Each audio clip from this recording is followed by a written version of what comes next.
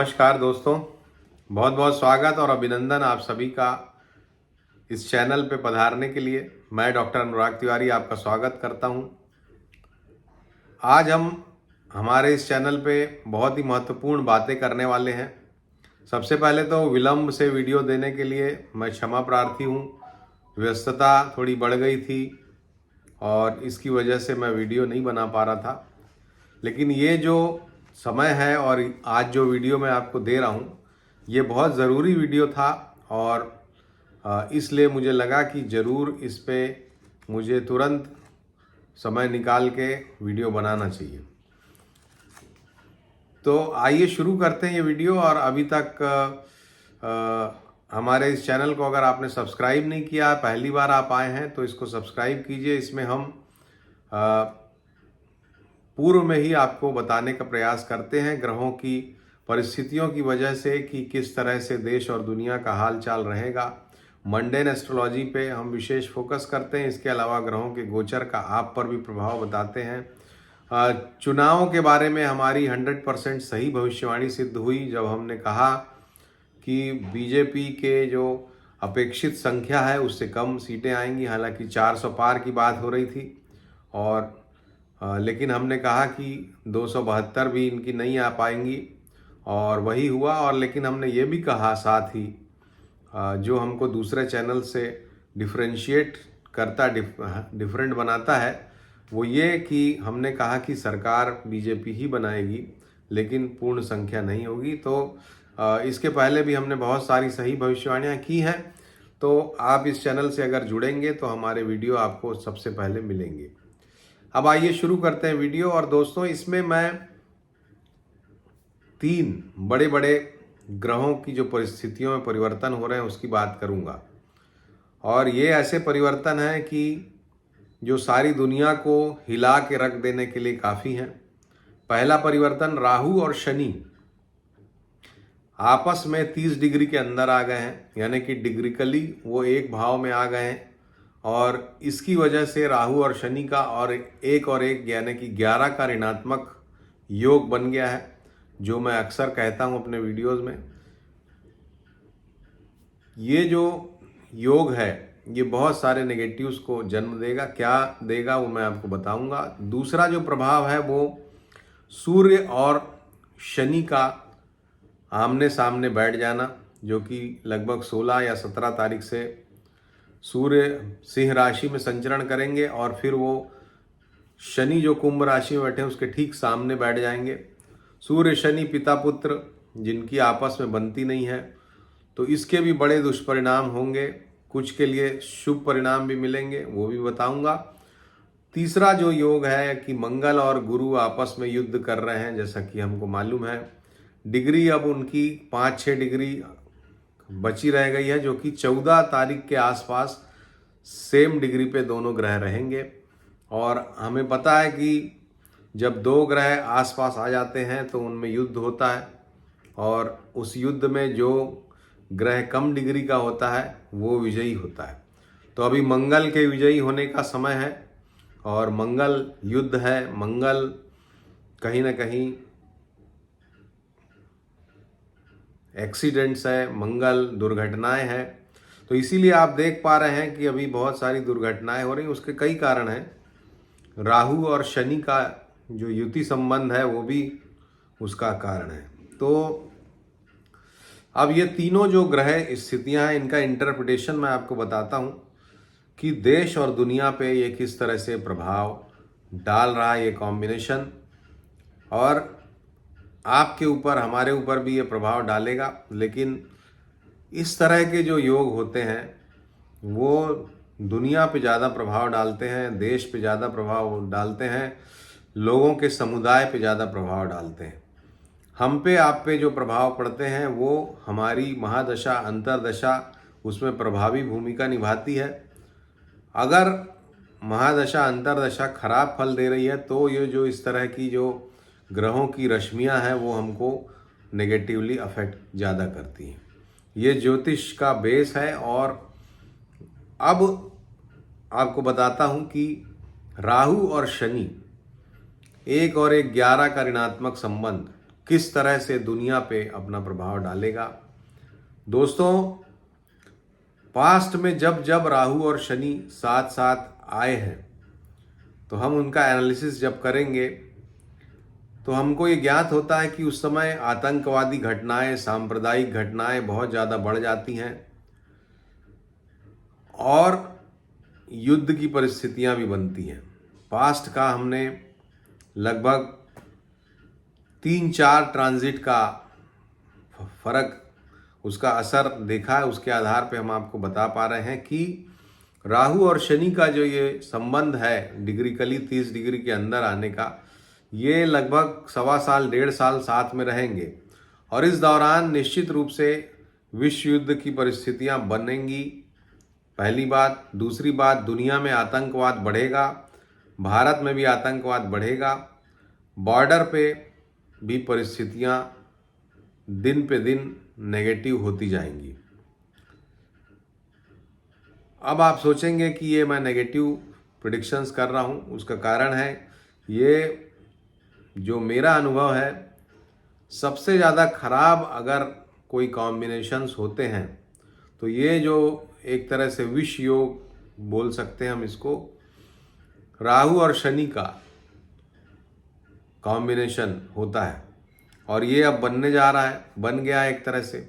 और बन गया है तो हम देख पा रहे हैं कि बॉर्डर पे आप देखिए आतंकवादी घटनाएं बढ़ गई हैं, सैनिक हमारे हताहत हुए हैं। केरल में कितनी बड़ी आपदा आ गई, तो आपदाएं भी बढ़ रही हैं जिसमें लोग असमय काल कलवित हो रहे हैं। ये सभी काम राहु कराता है दोस्तों। राहु जो कि कलयुग में सबसे ज़्यादा मजबूत ग्रह है, एक ऐसा ग्रह जो सूर्य, चंद्रमा और सभी दूसरे ग्रहों को अपनी चपेट में ले लेता है। अन्यथा सूर्य को कोई अपने कंट्रोल में नहीं कर पाता, लेकिन राहु एक ऐसा है जो सूर्य को भी ग्रहण लगा देता है। तो इसलिए राहु कलयुग में ऐसे भी सबसे ज़्यादा प्रभावी ग्रह है। क्योंकि राहु इसलिए प्रभावी है, आपने बात हमेशा सुनी होगी, लेकिन क्यों कलयुग में प्रभावी है? क्योंकि राहु की जो सोच है, राहु की सोच क्या है? कैसे मैं ज़्यादा से ज़्यादा लाभ अर्जित कर लूँ, कैसे दूसरे को धोखा दे के लाभ अर्जित कर लूँ, कैसे एक तरह का मिसमैरिज्म फैला के मैं रखूँ, यानी कि ऐसा एक माया जाल फैला के रखूँ कि सही बात लोग ना समझ पाएँ और लोग मेरी गलत, कोई कितना भी किसी के अंदर ढोल में पोल हो, लेकिन वो ऊपर से ऐसा आवरण कलयुग में बना के रखता है जैसे कि उससे अच्छा कोई नहीं है और खुल के किसी भी चीज़ को स्वीकार नहीं करते हैं लोग। अभी भी आप देख रहे हैं कि बड़े बड़े फिल्म स्टार्स के बीच डाइवोर्स की बातें चल रही हैं, लेकिन खुल के कोई चीज़ सामने आती नहीं है। यही कलयुग का प्रभाव है। पहले लोग जब सतयुग, द्वापर, त्रेता, ये जो दूसरे युग हुआ करते थे, उसमें लोग खुल के सत्य को स्वीकार करते थे।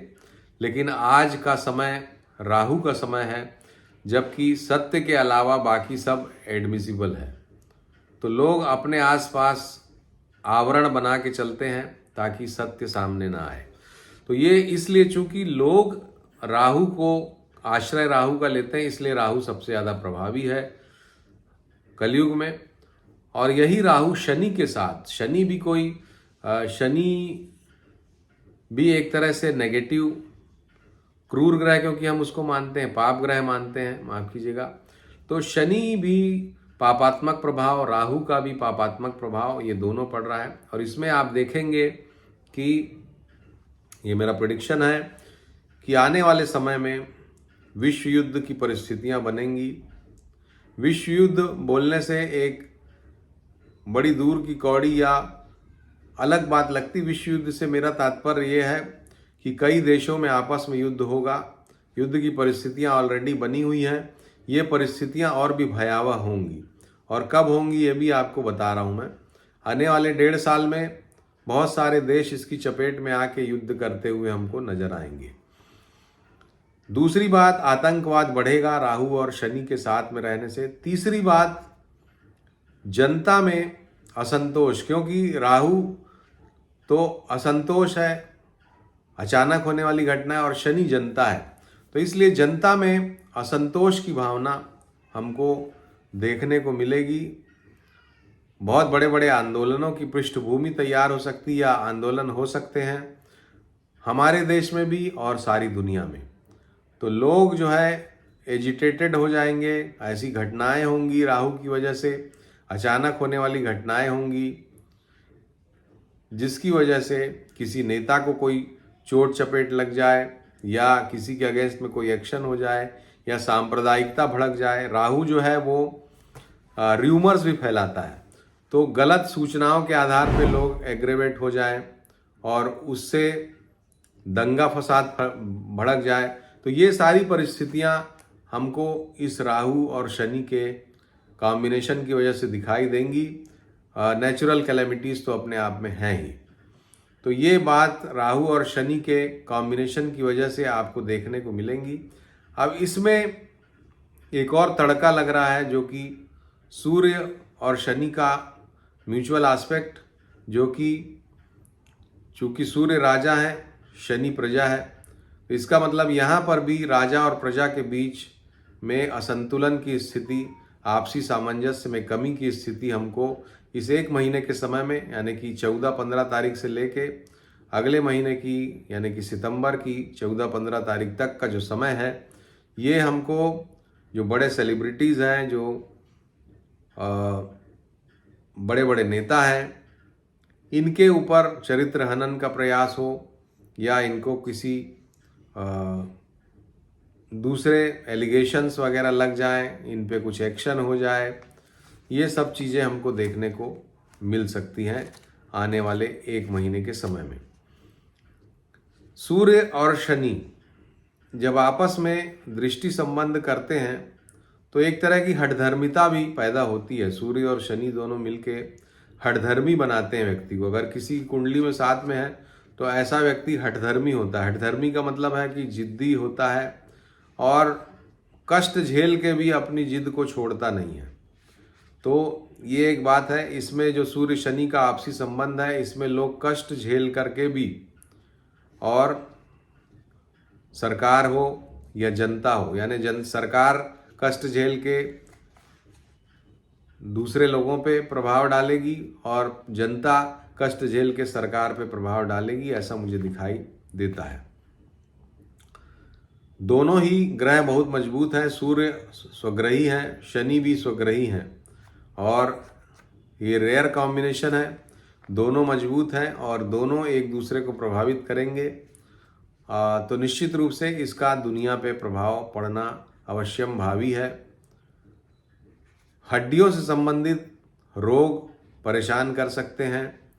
पैरों से संबंधित तकलीफ दुनिया में परेशान कर सकती है। कमर दर्द, सियाटिका का पेन, हार्ट से संबंधित डिजीजेस, ये सब जिनको है वो इस एक महीने के समय में प्रॉपर मेडिकल केयर के साथ रहें, ऐसा मेरा आपको सजेशन है। तीसरा जो कॉम्बिनेशन हो रहा है, ये हो रहा है मंगल और गुरु 1 डिग्री पे आ जाएंगे। ये आ जाएंगे 14 तारीख के आसपास। अब देखिए ये 14 तारीख कितनी क्रिटिकल है। 14 के आसपास से ही शनि सूर्य की प्रत्युति का भी प्रभाव पड़ेगा। 14 तारीख को ही मंगल और गुरु भी एकदम साथ साथ आ रहे हैं।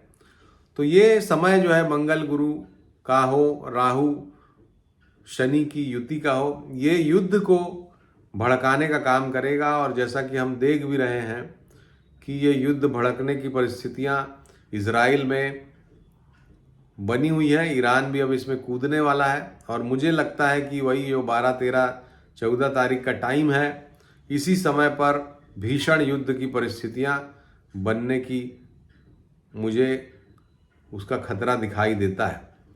तो ये जो समय है किसी भी रूप को इख्तियार कर सकता है। इसमें हमें गुरु का ध्यान देना चाहिए। सेविंग क्लॉज हमेशा गुरु रहता है, लेकिन अब ये गुरु ही मंगल के साथ चूंकि प्लानिटरी वॉर में आ गया है, तो समझ लीजिए कि अभी 5 डिग्री दूर है गुरु मंगल से। अब इसके अंदर का मर्म आपको बताता हूँ कैसे ग्रह अपना खेल खेलते हैं। गुरु और मंगल के बीच की दूरी 5 डिग्री है अभी लगभग आज की डेट में।